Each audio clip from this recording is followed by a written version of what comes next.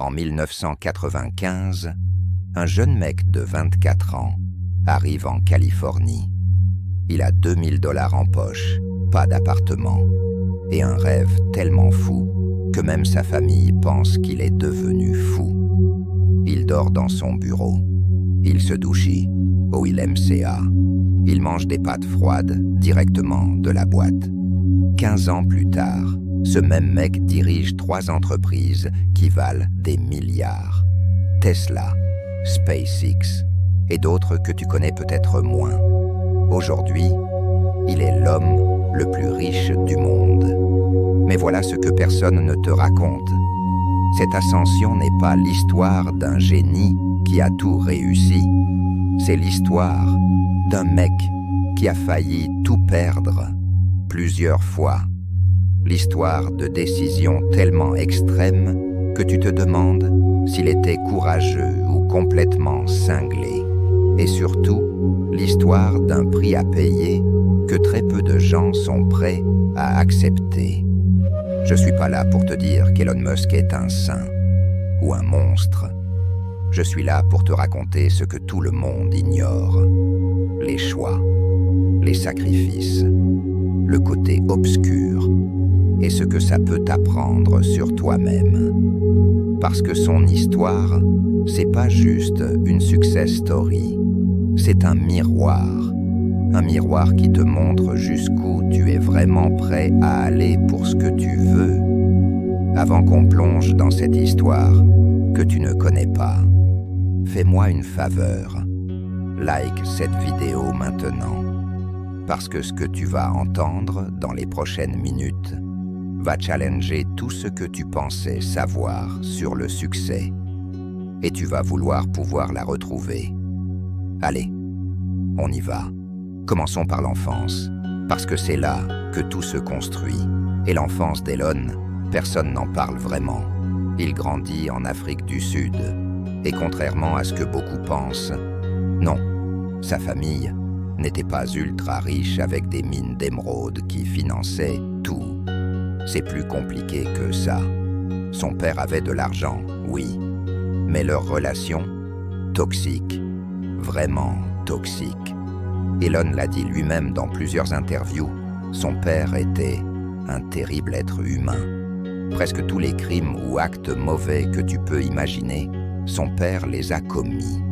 Il refuse même d'entrer dans les détails, tellement c'est sombre.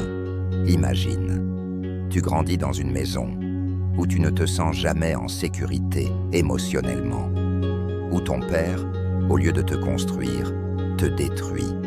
Et en plus de ça, tu es un gamin bizarre, trop intelligent, trop dans tes pensées, trop différent. Résultat, il se fait harceler, violemment. Un jour, un groupe d'enfants le jette dans les escaliers. Il finit à l'hôpital. Son nez est cassé. Il aura des problèmes respiratoires toute sa vie à cause de ça. Et tu sais ce qu'il fait? Il se réfugie dans les livres. Il lit tout. Science-fiction, physique, technologie, histoire. Il lit jusqu'à 10 heures par jour. Il dévore des encyclopédies entières. Mais voici la partie que personne ne comprend. Ce n'était pas juste de l'évasion, c'était de la construction. Il construisait mentalement un monde où il pourrait exister, un monde où les règles seraient différentes, un monde qu'il pourrait créer lui-même. À 12 ans, il crée son premier jeu vidéo. Il le vend 500 $ à un magazine. À 12 ans, et il réalise quelque chose. Il n'a pas besoin de l'approbation des autres. Il a juste besoin d'apprendre et de créer. Alors voici la première leçon cachée de sa vie. Et je dis pas leçon numéro 1. Je te raconte juste ce qui se passe. Quand ton environnement est hostile, tu as 2 choix. Te briser ou construire un monde intérieur si fort que rien à l'extérieur ne peut te détruire. Elon a choisi le deuxième, et ça a forgé quelque chose en lui, une capacité à supporter une douleur émotionnelle extrême. Une capacité à continuer même quand tout le monde te rejette. Tu vas voir pourquoi c'est important dans quelques minutes. À 17 ans, il se barre, littéralement. Il quitte l'Afrique du Sud pour le Canada, seul, avec presque rien. Pourquoi le Canada? Parce que sa mère est née là-bas et qu'il peut avoir la citoyenneté. Et surtout, parce qu'il veut aller aux États-Unis. Le Canada, c'est juste le pont. Il arrive. Il n'a personne, pas de réseau, pas de famille proche, pas d'argent. Alors tu sais ce qu'il fait? Il travaille dans des fermes, il nettoie des chaudières, il fait des petits boulots de merde. Et pendant ce temps, il étudie, il entre à l'université, il lit, il apprend, il observe et il planifie. 2 ans plus tard, il transfère à l'université de Pennsylvanie aux États-Unis. Il étudie la physique et l'économie, pas l'un ou l'autre, les deux, parce qu'il comprend déjà quelque chose que la plupart des gens ne comprennent jamais. Pour changer le monde, tu as besoin de 2 choses. Comprendre comment le monde fonctionne techniquement et comprendre comment il fonctionne économiquement. La science et le business, les deux. Il sort diplômé, il a 24 ans et il a un choix à faire. Stanford l'accepte pour un doctorat en physique appliquée. Le rêve pour la plupart des gens. Une voie sûre, prestigieuse, confortable. Il y va. Il commence. Et au bout de 2 jours, il abandonne. 2 jours. Parce qu'il réalise que pendant qu'il serait en train d'étudier, Internet est en train d'exploser. Les opportunités sont là, maintenant. Pas dans 5 ans quand il aura son doctorat. Maintenant. Et voilà le pattern qui définit toute sa vie. Il ne suit jamais le chemin logique. Il ne suit jamais le chemin sûr. Il suit le chemin qui lui semble le plus impactant, même si c'est le plus risqué, même si tout le monde lui dit que c'est une erreur. Alors il abandonne Stanford et il lance sa première vraie entreprise avec son frère. Zip2, un genre d'annuaire en ligne pour les journaux. C'est 1995. Internet est nouveau. Personne ne comprend vraiment. Et ça ne marche pas. Pendant des mois, ça ne marche pas. Ils n'ont pas d'argent. Elon dort littéralement dans le bureau. Il n'a pas d'appartement. Il se douche au YBLM, c'est A du coin. Il survit avec le minimum. Mais il continue. Parce que pour lui, échouer en essayant est mieux que réussir en ne tentant rien. Finalement, ça commence à marcher. 4 ans plus tard, ils vendent Zip2 pour plus de 300 millions de dollars. La part d'Elon, 22 millions. À 27 ans, il est multimillionnaire. La plupart des gens s'arrêteraient là, achèteraient une maison de malade, des voitures, profiteraient. Pas lui. Voici ce qu'il fait avec ses 22 millions. Il prend 10 millions et il lance une nouvelle entreprise. X.com, qui deviendra PayPal. Il prend 10 autres millions et les met de côté pour un projet fou dont personne ne parle encore. Et les 2 millions restants, c'est ceux avec quoi il vit pendant des années. Pense à ça une seconde. Le mec vient de gagner le jackpot. Il pourrait ne plus jamais travailler. Mais il réinvestit tout, presque tout, dans des projets incertains. Pourquoi? Parce qu'il a compris quelque chose. L'argent n'est pas le but. L'argent est un outil. Et si tu as un outil, tu l'utilises pour construire quelque chose de plus grand. PayPal commence à exploser. Mais c'est le chaos. Elon a une vision. Faire de PayPal une super application financière. Un truc comme WeChat en Chine, aujourd'hui. Mais son équipe n'est pas d'accord. Ils veulent juste un système de paiement simple. Il y a des tensions, des luttes de pouvoir. Et pendant qu'Elon est en lune de miel, littéralement en lune de miel, le conseil d'administration vote pour le virer comme CEO. Il le remplace. Imagine, tu crées une entreprise, tu la construis, et pendant que tu es censé célébrer ton mariage, on te vire de ta propre boîte. La plupart des gens seraient brisés, amers, revanchards. Elon, il reste actionnaire. Il laisse faire. Et 2 ans plus tard, PayPal est vendu à eBay pour 1,5 milliard. La part d'Elon, 180 millions de dollars. Il a 31 ans. Il vient de devenir vraiment riche. Encore une fois, la plupart des gens s'arrêtent là, pas lui. Et c'est là que l'histoire devient folle. Parce que ce qu'il fait ensuite, personne avec un cerveau rationnel ne le ferait. Il prend ses 180 millions et il les divise 100 millions dans SpaceX, une entreprise qui veut envoyer des fusées dans l'espace et coloniser Mars. 70 millions dans Tesla, une entreprise de voitures électriques à un moment où personne ne croit aux voitures électriques, et 10 millions dans SolarCity, une entreprise d'énergie solaire. 3 industries, aérospatiale, automobile, énergie, les 3 industries les plus difficiles, les plus chères, les plus risquées qui existent. Ses amis lui disent qu'il est fou. Ses conseillers financiers le supplient de ne pas le faire. Même sa famille pense qu'il a perdu la tête. Et tu sais ce qu'il répond? Je préfère être optimiste et avoir tort que pessimiste et avoir raison. Pendant les premières années, tout va bien.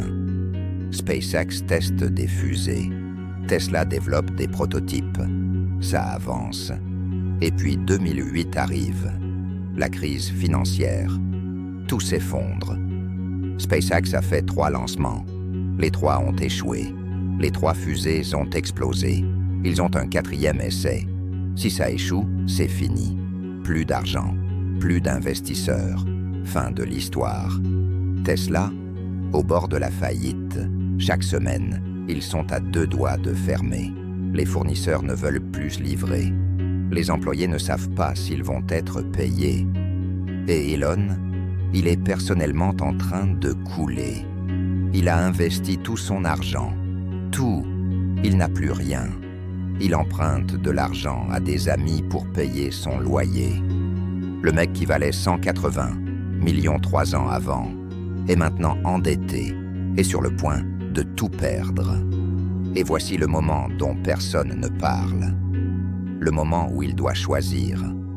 Il a assez d'argent pour sauver une des 2 entreprises. Pas les 2. Une seule. SpaceX ou Tesla. Choisis. Tu sais ce qu'il fait. Il refuse de choisir. Il prend ce qu'il reste. Il le divise entre les 2, même si ça signifie que les 2 risquent de mourir. Parce qu'il ne peut pas tuer l'un de ses bébés pour sauver l'autre. Décembre 2008, le 4e lancement de SpaceX. Si ça échoue, c'est terminé. Non seulement pour SpaceX, mais probablement pour Tesla aussi. Parce que plus personne ne fera confiance à Elon. La fusée décolle. Le monde retient son souffle. Et cette fois, ça marche. La fusée atteint l'orbite.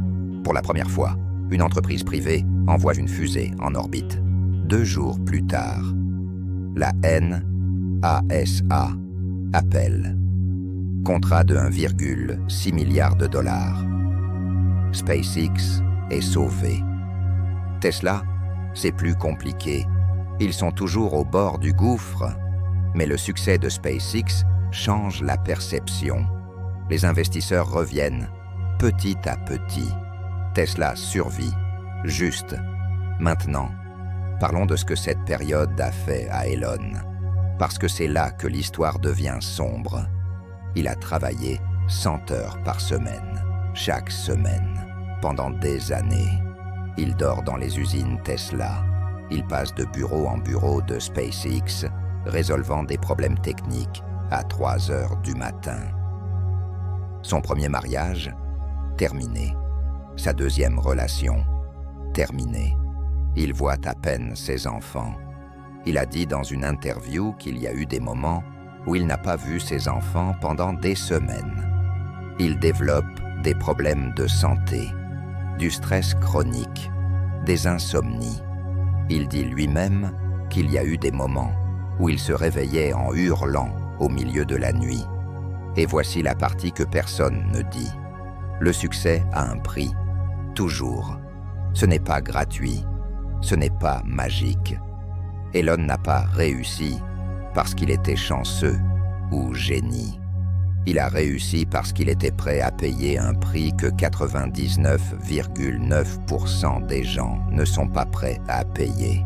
Il a sacrifié sa santé, ses relations, son équilibre, sa tranquillité d'esprit, tout sur l'autel de sa vision. Et je te raconte pas ça pour que tu admires ça aveuglément. Je te raconte ça pour que tu comprennes. Le succès au niveau où il opère n'est pas compatible avec une vie normale. Ce n'est pas compatible avec l'équilibre. Ce n'est pas compatible avec le confort. C'est une obsession, une dépendance même. Et ça consume tout sur son passage. Aujourd'hui, Tesla vaut des centaines de milliards. SpaceX a révolutionné l'industrie spatiale. Elon est l'homme le plus riche du monde. Mais parlons du côté que personne ne montre. Il est sur Twitter à 2 heures du matin, en train de se battre avec des inconnus. Il fait des déclarations controversées qui font perdre des milliards à ses entreprises. Il est impulsif, parfois cruel avec ses employés, parfois complètement déconnecté de la réalité sociale normale. Pourquoi ? Parce que voilà ce que l'obsession fait.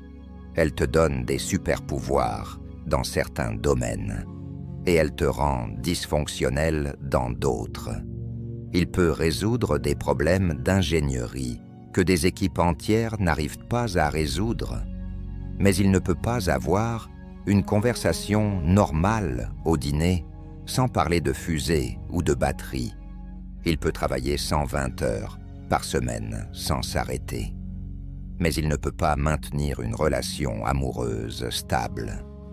Il peut prendre des risques financiers qui feraient s'évanouir n'importe qui d'autre. Mais il ne peut pas gérer sa propre image publique sans créer des scandales. C'est ça, le vrai visage du succès extrême. Ce n'est pas Instagram, ce n'est pas glamour, c'est déséquilibré, c'est obsessionnel, c'est à la fois inspirant et terrifiant. Alors maintenant, parlons de toi. Parce que c'est bien beau de raconter l'histoire d'Elon, mais qu'est-ce que ça signifie pour ta vie ? Première réalité, tu n'as probablement pas besoin d'aller aussi loin. Sérieusement, si ton objectif c'est d'avoir une vie confortable, des relations saines, un équilibre, tu n'as pas besoin de sacrifier tout comme lui. Mais si tu veux quelque chose de vraiment grand, quelque chose qui n'existe pas encore, quelque chose qui va changer ne serait-ce qu'une petite partie du monde, alors écoute bien, il n'y a pas de raccourci, il n'y a pas de hack, il n'y a pas de travail intelligemment, pas durement. Il y a du travail, une quantité folle de travail, des sacrifices que tu ne veux probablement pas faire, des nuits où tu te demandes si ça vaut le coup. Elon a dormi dans son bureau pendant des mois. Tu es prêt à sauter des sorties avec tes potes pour travailler sur ton projet. Elon a investi tout son argent quand tout le monde lui disait que c'était de la folie. Tu es prêt à parier sur toi-même même quand tout le monde doute. Elon a continué après 3 échecs consécutifs. Tu es prêt à continuer après un échec, 2, 3. La question n'est pas « Est-ce que tu veux réussir comme Elon Musk ?» La question est « Es-tu prêt à souffrir comme Elon Musk ?» Parce que voilà le secret que personne ne dit. Le succès n'est pas une destination, c'est un sous-produit de l'obsession. Et l'obsession, ce n'est pas confortable, ce n'est pas équilibré, ce n'est pas sain. Alors avant de romanticiser son histoire, demande-toi, Tu veux vraiment ça, ou tu veux juste l'idée de ça. Il y a une autre leçon cachée dans son histoire, une que j'ai presque oublié de mentionner. Elon n'a jamais eu de plan B, jamais. Quand il a abandonné Stanford, il n'avait pas de filet de sécurité. Quand il a investi tout dans SpaceX et Tesla, il n'avait pas de plan de secours. C'est stupide, non? C'est irresponsable. C'est exactement ce que tous les conseillers financiers te disent de ne jamais faire. Et pourtant, ça a marché. Pas parce que c'était intelligent, mais parce que quand tu n'as pas de plan B, tu donnes 100% de ton énergie au plan A. Tu ne gardes pas de ressources au cas où. Tu brûles les bateaux. La plupart des gens échouent, non pas parce qu'ils n'ont pas de talent ou de compétences, mais parce qu'ils gardent toujours une porte de sortie, un plan B, une excuse pour abandonner quand ça devient dur. Elon a supprimé cette option. Pour lui, c'était réussir ou perdre absolument tout. Et étrangement, quand c'est la seule option, tu trouves des ressources en toi que tu ne savais pas avoir. Je ne te dis pas d'être irresponsable. Je ne te dis pas d'ignorer la réalité. Mais je te dis ça. Si tu veux quelque chose de vraiment grand, à un moment, tu dois arrêter de te préparer à l'échec et commencer à tout miser sur le succès. Il y a un dernier truc que je veux te dire sur Elon. Un truc que même ses fans hardcore ne réalisent pas toujours. Il est seul, vraiment seul. Oui, il a des employés, des associés, des collaborateurs. Mais au final, les décisions les plus lourdes, les plus terrifiantes, celles qui peuvent tout détruire, il les prend seul. Quand il devait choisir entre SpaceX et Tesla en 2008, personne ne pouvait faire ce choix pour lui. Quand il a décidé d'investir tout dans ses entreprises plutôt que de sécuriser sa fortune, personne ne pouvait le faire pour lui. Et c'est ça, le prix ultime du leadership à ce niveau. La solitude absolue, parce que personne ne peut vraiment comprendre ce que c'est de porter ce poids. Personne ne peut vraiment comprendre ce que c'est de savoir que des milliers d'emplois dépendent de tes décisions, que l'avenir de technologies entières dépend de toi. Alors il tweete à 2 heures du matin. Il fait des blagues stupides. Il cherche une connexion humaine d'une façon maladroite. Parce qu'au final, derrière le génie, derrière les milliards, c'est juste un humain qui essaie de gérer une pression que très peu de gens peuvent imaginer. Et je te raconte ça non pas pour que tu le plaignes, mais pour que tu comprennes que si tu choisis ce chemin, le chemin de l'ambition extrême, de la vision, de vouloir changer le monde, tu dois être prêt à être seul, vraiment seul. Parce que très peu de gens peuvent comprendre, très peu de gens peuvent suivre, et c'est ok. Mais tu dois le savoir avant de commencer. Voilà, l'histoire secrète d'Elon Musk que personne ne raconte. Ce n'est pas l'histoire d'un génie qui a tout compris. C'est l'histoire d'un gamin brisé qui a transformé sa douleur en obsession, qui a transformé son obsession en action et qui a transformé son action en révolution. C'est l'histoire de quelqu'un qui a tout risqué, pas une fois, plusieurs fois, et qui a survécu non pas parce qu'il était le plus intelligent, mais parce qu'il était le plus obstiné, le plus prêt à souffrir, le plus incapable d'abandonner.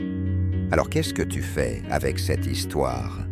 Tu peux l'admirer de loin et ne rien changer à ta vie. C'est ok. La plupart des gens font ça. Ou tu peux te regarder dans le miroir et te demander « Qu'est-ce que je veux vraiment ?» Pas ce que je dis vouloir, pas ce que je fantasme, mais vraiment. Qu'est-ce que je suis prêt à sacrifier pour ça?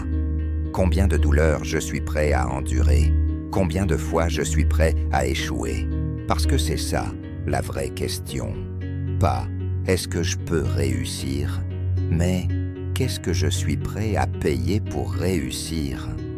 Elon a payé son mariage, sa santé, sa tranquillité d'esprit, des années de sa vie, et il continue de payer chaque jour. Toi, tu es prêt à payer quoi? Si cette histoire t'a touché, si elle t'a fait réfléchir, si elle t'a challengé, fais quelque chose. Like cette vidéo. Abonne-toi à la chaîne, parce qu'on ne fait pas du divertissement ici. On explore les vraies histoires, celles qui font mal, celles qui inspirent, celles qui changent la perspective. Et surtout, dans les commentaires, dis-moi, quelle partie de l'histoire d'Elon t'a le plus marqué? Le moment où il a tout risqué en 2008, la solitude, au sommet, le fait qu'il n'ait jamais eu de plan B. Dis-le-moi. Et si tu connais quelqu'un qui parle toujours de ses rêves, mais ne passe jamais à l'action, partage-lui cette vidéo. Parce que peut-être, juste peut-être, ça va le secouer assez pour qu'il arrête de parler et commence à construire. L'histoire d'Elon Musk n'est pas une histoire de succès facile. C'est une histoire de choix difficiles, les sacrifices brutaux et de détermination absolue.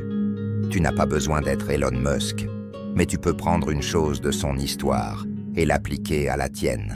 Une seule chose, et commencer aujourd'hui. Reste obsédé, reste engagé, et surtout, arrête de chercher des excuses et commence à chercher des solutions. On se retrouve dans la prochaine vidéo, où on plongera dans une autre histoire que personne ne raconte. Reste fort, reste curieux, et n'oublie jamais, le confort est l'ennemi de la grandeur.